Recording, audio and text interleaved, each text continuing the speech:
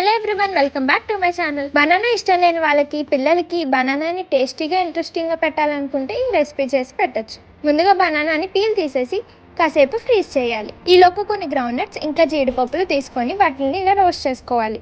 గ్రౌండ్నట్స్కి peel తీసేసుకున్నాక వాటిని ఈ texture వచ్చేలా దంచుకోవాలి.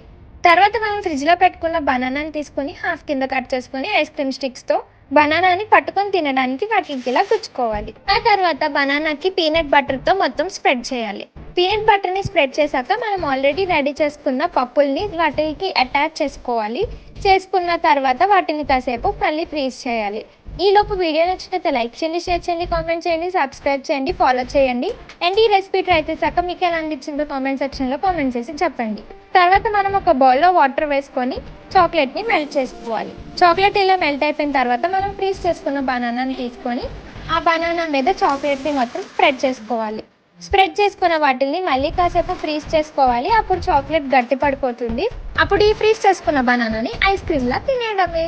ఇటు టేస్టీగా, చాక్లెటీగా, హెల్దీగా ఒక మంచి స్నాక్ అవుతుంది. ట్రై చేసి చెప్పండి.